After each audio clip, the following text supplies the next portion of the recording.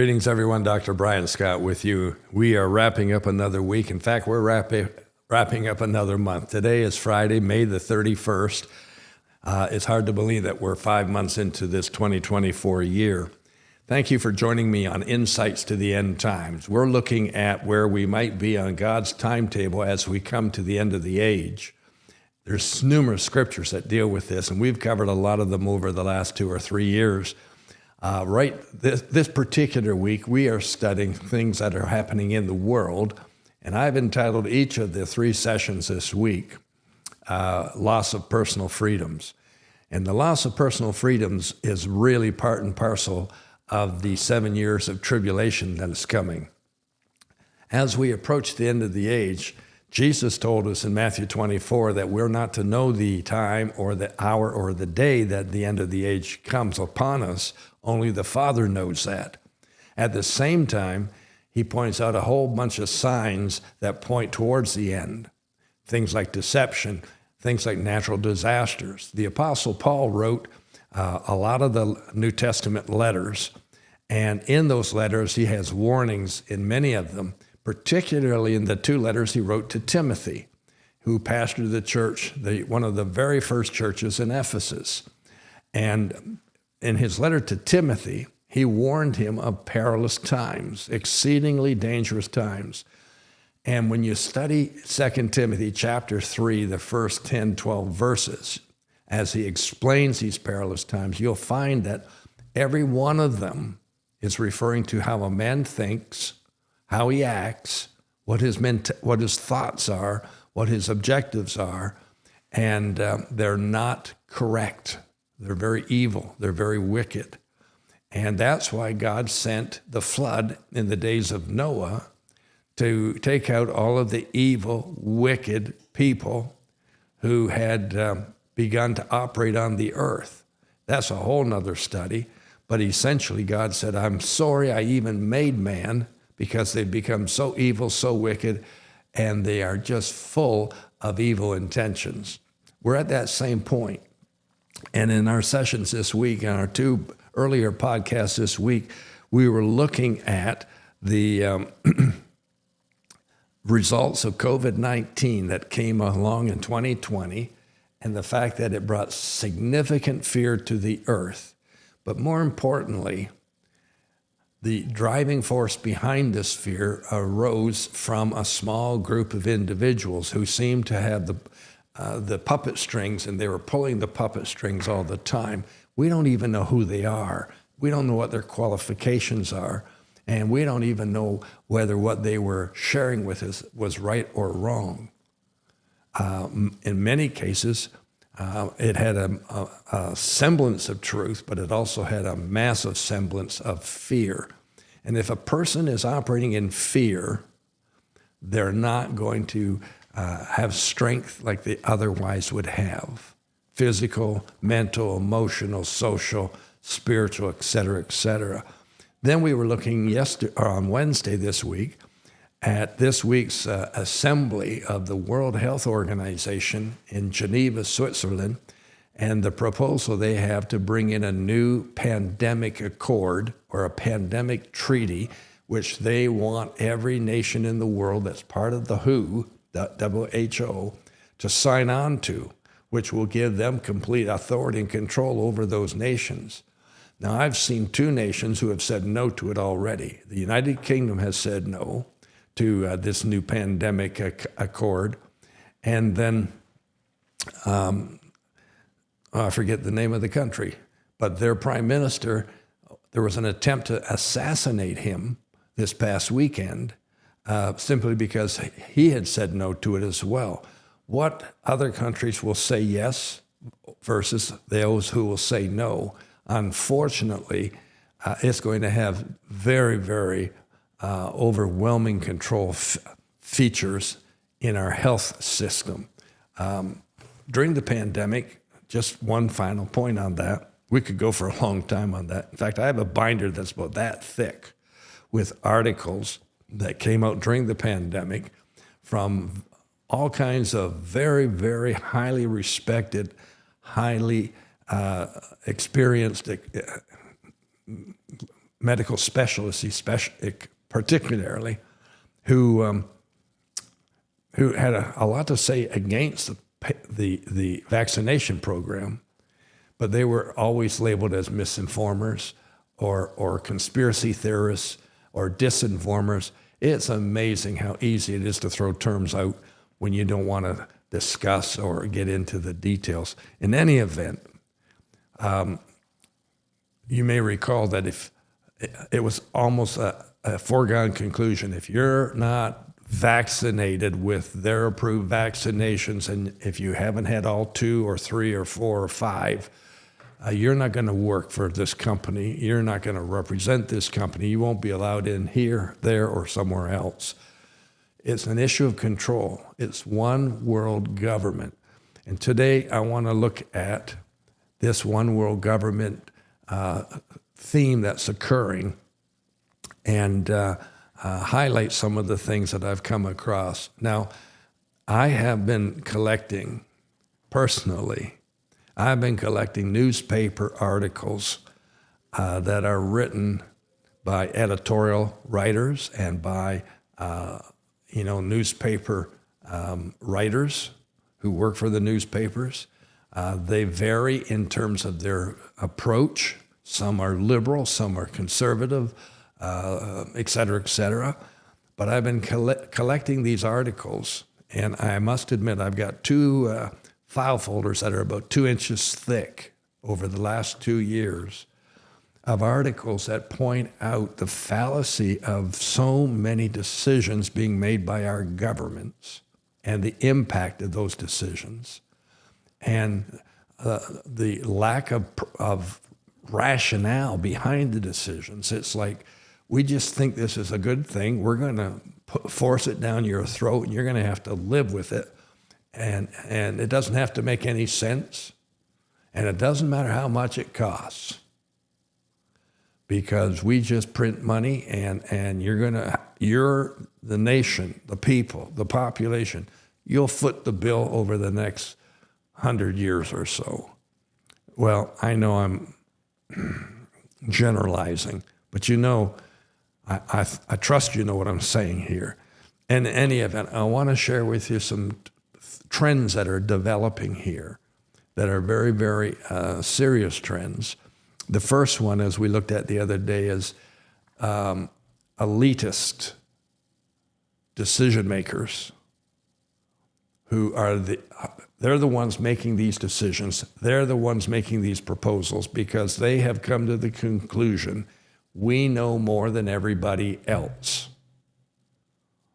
And some of these elitist members of society, they may know a great deal, but that doesn't necessarily give them the right to force what they think is best down my throat or your throat. That's called Antichrist, one world government mentality, and that's where the world's heading, and we're already seeing it occur. We saw it with the pandemic. A medical officer of health would say, this is what we're doing, and that was the way it was. And in many cases, those medical officers of health, they had things happening that were outside the boundaries of their authority that rewarded them for their directives. Well, that's not new. That's happened for centuries. Greed is always a motivating factor for many, many people. But let's look at a couple of other factors. Here's one where in our political system, we have elections. And in those elections, we review the platform of the individual who's running in our riding. We also review the platform of the national party or the provincial or the statewide party that they represent. And we vote accordingly, and we elect someone to represent us in government. But as soon as they're elected, what they may have said when they were campaigning, that they believe in, that they support, that they will enforce, it's lost. Because as soon as they are elected and they get down to the capital, wherever that happens to be, they are told, you will toe the party line no matter what. Your personal opinion does not have any say here whatsoever. Our position is non-negotiable. You will follow our mandate. And when I see the decisions that are coming out of our government officers and offices, and I think of the local representatives that we have voted for and elected, I can't even comprehend how can they support this. This is absolutely ludicrous. How can they support this? Well, they have no say. They have become token representatives. This is a new system that is really, really becoming very strongly enforced, maybe more so than it ever has in the past. And solely because our government mentality is we know best, we know better, we're going to be the ones in charge. In the United States, it's written and referred to from time to time. I don't have any personal knowledge of this. I just have read about it, heard about it. But they say the elected individuals who are coming to the Capitol, they're going to work hard to change things, and they're going to drain the swamp. And the swamp is a reference to all of the backroom offices and bureaucrats and so on who essentially steer the ship. I suspect, in fact, I've read very clearly here in our Canadian system that is exactly what occurs, and that the elected individuals have very little input, unfortunately. But the trend is the government knows best. The government will decide. The government will tell you what to do. These are forerunners of the Antichrist and his one world government that he will bring into effect as soon as the 7-year tribulation period begins, which could be any time now. Here's another one. The government, once again, they are of the opinion that more government's better than less government. So everything is now government-oriented. Every decision is government-oriented. They know more about everything. One of my fathers in the faith, spiritually speaking, was Dr. Edwin Lewis Cole. He had a ministry to men called the Christian Men's Network that went around the world. And I was fortunate enough to be associated with the ministry here in Canada for about a 14-year period. And I remember Dr. Cole making what we called one-line statements. We termed them Coleisms. And I remember him saying that where there's a lot of love, there's a little need for law. But where there's a lack of love, there has to be a lot of law. Well, we have laws for everything. We have laws that absolutely cover every area of our life. And it's just absolutely overwhelming. So the government's attitude is, hey, we're the best ones to make decisions about what you should and should not do, and that's the way it's going to be. So let me give you one quick example. When I was growing up in our small town, it was a town of about 1,000 people. We had a couple of car dealerships. My dad was a car dealer. He was actually a Ford dealer. And so was my grandfather. And we had a choice in those days when I was just a kid. And of course, my exposure was to our small town, what was going on there. So here was the deal. You could buy a Ford, or you could buy a Chevrolet, or you could buy a Dodge, or you could buy a Studebaker. Like we had 4 different car dealers. Now, if you bought a Ford, you might buy a Mercury. If you went to the Chevy dealer, you might buy a Buick or an Oldsmobile. If you went to the Dodge dealer, you might buy a Plymouth or a Chrysler.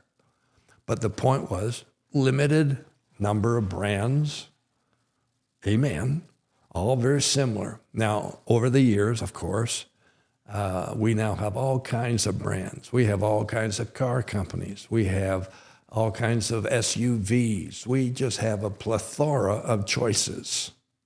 That's not a bad thing. It's a good thing. But the government says, no, it's not a good thing. Here's the good thing. All these vehicles need to be electric vehicles because we got to save the planet.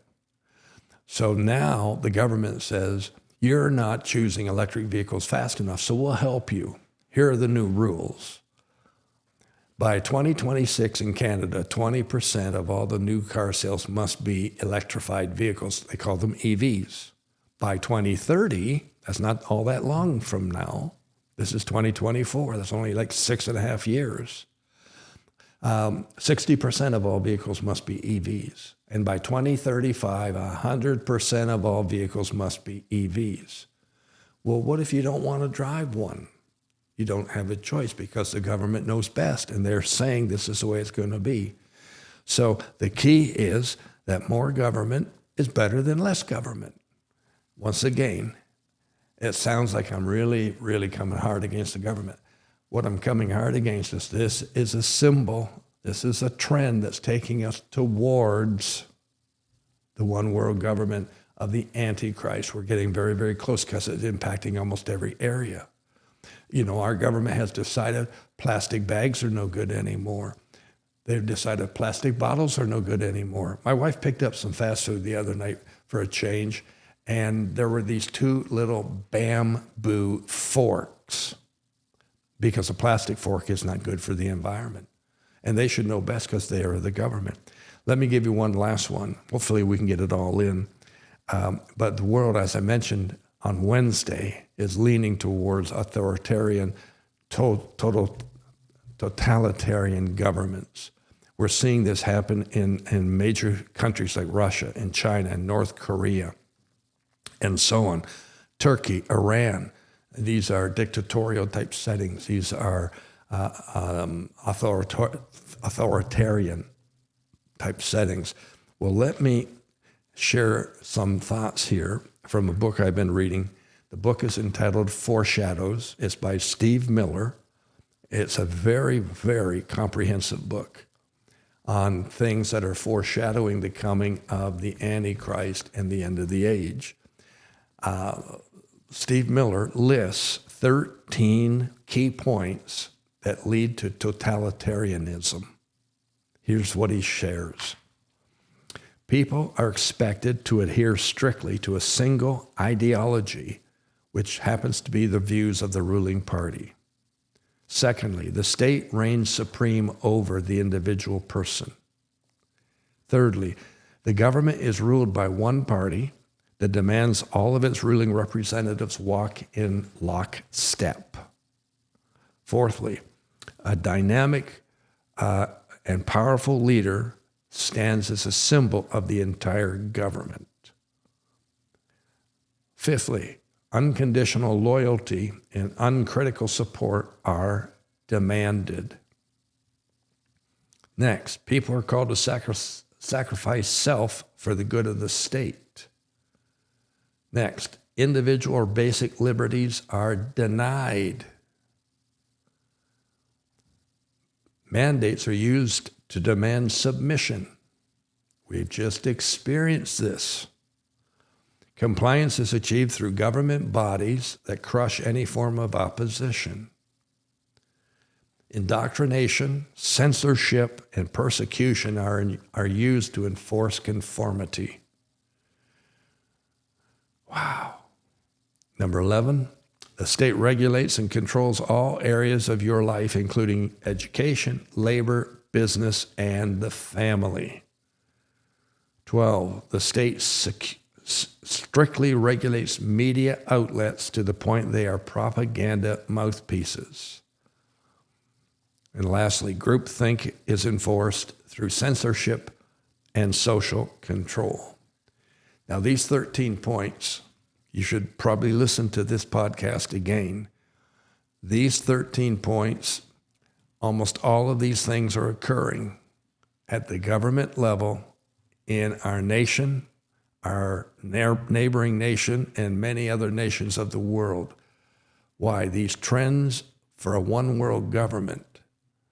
These are trends of the Antichrist. This is This is Antichrist in training session time frame. Amen. It's like, hey, we're getting ready for the Antichrist during the tribulation period, so let's start training for him now. And this is exactly what is occurring. The people who are enforcing these rules and regulations, they think they're doing what's best. But Jesus said, beware of deception. Beware of false prophets. Beware of false teachers. Beware of false Christs. He was saying deception is going to be at an all-time high. This is one of the major signs of the last days, the tribulation period beginning.